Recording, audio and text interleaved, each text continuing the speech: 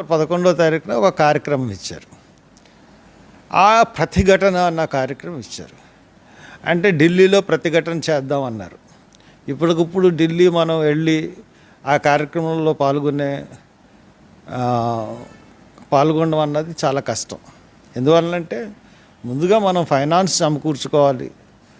ఒక 1000 మంది 2000 మంది వెళ్ళడం వల్ల ప్రయోజనం లేదు. ఢిల్లీ వెళ్తే ఒక 50,000 మంది ఒక ట్రైన్లు బుక్ చేసుకుని అఫీషియల్గా వెళ్ళే పరిస్థితి మనం తెచ్చుకోవాలి తప్పితే మామూలుగా మనం వెళ్ళే సమస్య లేదు. కాబట్టి మనం ఎవరికి వాళ్ళం ఈ ప్రతిఘటన అన్నది ఎవరి జిల్లాలో వాళ్ళు మనం చేసుకుందాం. ఢిల్లీ పిలుపుకి మనం సంఘటన అంటే ఢిల్లీ ఇచ్చిన 13 పార్టీలు కలిసి ఇచ్చినాయి. ఏకంగా మాయావతి వాళ్ళు స్టేట్మెంట్ ఇచ్చారు. వర్గీకరణ ఎవరన్నా మీరు సపోర్ట్ చేసేవాళ్ళు ఉంటే నా పార్టీలో ఉండొద్దు, నేను వర్గీకరణకు వ్యతిరేకిని అని మాయావతి గారు కూడా స్టేట్మెంట్ ఇచ్చారు. ఓన్లీ మన ఆంధ్రప్రదేశ్లోనే ఈ యొక్క వర్గీకరణ చెయ్యాలి అన్న ఒక ఒక ఒక దుష్టతలం విడగొట్టి పరిపాలించాలన్న డివైడ్ అండ్ రూల్ పాలసీ అన్నది ఇక్కడ చాలా సక్సెస్ఫుల్గా ప్రజల్లోకి అంటే ముఖ్యంగా మాదిగల్లోకి తీసుకుని వెళ్ళి పాడు చేస్తున్నారు. కాబట్టి ఇంకోటి ఏంటంటే క్రిమి లేయర్ వల్ల చాలా పెద్ద ప్రమాదం ఉందని అందరూ చెప్పే పరిస్థితి కూడా ఉంది. 11న మనం ఏం చేయాలి? 11న మీరు ఏం చేస్తారంటే ప్రతి జిల్లాలో 26 జిల్లాలు ఉన్నాయి మనకి. విజయవాడని కృష్ణా జిల్లాని పక్కన పెడదాం మనం. ఎందుకంటే ఈ వరదల్లో ఉంది, అక్కడున్న పరిస్థితులు బట్టి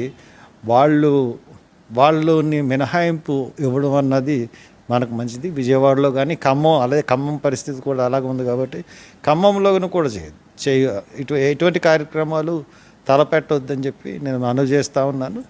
ఈ 2 జిల్లాలు తక్కిన తెలంగాణ ఆంధ్ర జిల్లాల్లో ఎవరికి వాళ్ళు మీరు ప్రతి జిల్లాలోనూ ఒక సమావేశం ఏర్పాటు చేసుకుని అన్ని సంఘాలు కలిసి ఆ రోజున పెద్ద ఎత్తున ర్యాలీ, 1 కిలోమీటర్ ర్యాలీ,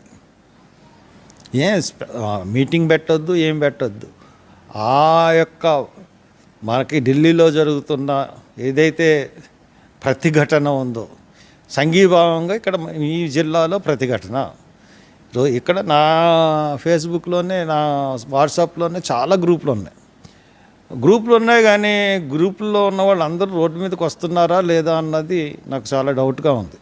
కాబట్టి మీరేం చేస్తారంటే మీ జిల్లాల వరకు ఆ ఫండ్స్ కూడా చాలా మిస్యూటిలైజ్ జరుగుతూ ఉంది. ఎందువల్ల నేను చెప్తున్నానంటే నిన్న రాజోళ్ళు ఫోన్ చేశారు. వాళ్ళందరూ నాకు చెప్పి చేస్తున్నారు అన్ని కార్యక్రమాలు. వాళ్ళు ఏదో వినతిపత్రం ఇవ్వడానికి వెళ్ళినప్పుడు ఎంఆర్ఓ దగ్గరికి వెళ్ళి హర్ష్ కుమార్ గారు ఇమ్మన్నారు, హర్ష్ కుమార్ గారి కార్యక్రమం వెళ్తున్నాం, మిమ్మల్ని అడగమన్నారని చెప్పి 4,000 పట్టుకెళ్ళారట. అసలు నేను ఎవరిని డబ్బులు అడగడం ఉండదు, ఎవరికి డబ్బులు ఇమ్మని చెప్పడం ఉండదు. ఇస్తే నేను ఇస్తాను, లేదా నేను పెట్టుకుంటాను.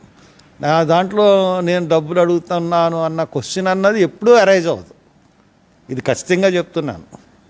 ఏ మీటింగులు చేసినా ఎన్ని మీటింగులు చెప్పినా సొంత డబ్బులతోనే చేస్తాను తప్పితే ఒక్కళ్ళని నయా పైసా నేను అడిగే ప్రశ్నే నా తరపు నుంచి ఉండదు. కాబట్టి నా తరపు అటువంటి చేయకండి. మీ జిల్లాల్లో ఈ మీటింగుల గురించి మీ జిల్లా ఉద్యోగస్తులందరూ కోఆపరేట్ చేయండి. మీరందరూ ఒక మనిషికి ఇవ్వకుండా మీటింగ్ చేస్తున్న ఆర్గనైజేషన్స్ అందరికీ పిలిచి కూర్చోబెట్టి కొంత డబ్బులు ఇచ్చి, అంటే ఖర్చులు ఉంటాయి, దూర ప్రాంతాల నుంచి వచ్చేవాళ్ళు ఉంటారు. కాబట్టి ఇప్పటి నుంచే జిల్లాల్లో మీటింగ్లు వేసుకుని 11వ తారీఖున ఖచ్చితంగా ర్యాలీ చేయాలి. ఏదో ఒక సెంటర్ పెట్టుకోండి. మేము కూడా ఇక్కడ అమలాపురంలో మేము కూర్చుంటాం, అలాగే రాజమండ్రిలో కూర్చుంటాం, అలాగే కాకినాడలో కూర్చుంటాం, ఈ 3 జిల్లాలకు సంబంధించి. కాబట్టి మీరు కూడా కూర్చుని మీరు కూడా ఒక ర్యాలీ చేయండి. ర్యాలీ చేసి ఎక్కడి నుంచో ఎక్కడో చోటకి కలెక్టరేట్ దగ్గరికి వెళ్తారో లేకపోతే నేషనల్ హైవే మీదకి వెళ్తారో రోడ్డు మీదకి రండి. రోడ్డు మీదకి వచ్చి ఒక సైలెంట్ పొజిషన్ ప్రతిఘటన, మేము ప్రతిఘటిస్తున్నాం అని స్లోగన్స్తో ఈ ఎస్సీ వర్గీకరణని ప్రతిఘటిస్తున్నాం అని ఒక మంచి మార్చ్, 1 మిలియన్ పెద్ద జనసంఖ్యతో మార్చి ఉండేలాగా, జనం తక్కువగా ఉండేటట్టుగా అసలు తక్కువ ఉండకూడదు, పెద్ద సంఖ్యలో ఈ దీంట్లో అందరూ ఒకే మాట మీద అన్ని సంఘాలు మాల మహానడు ఉండండి, మాల మహాసభలు ఉండవండి, లేకపోతే ఏమున్నా కానీ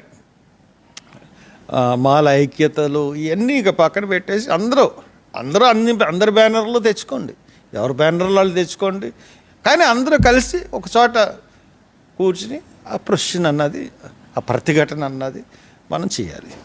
తప్పకుండా చేయండి.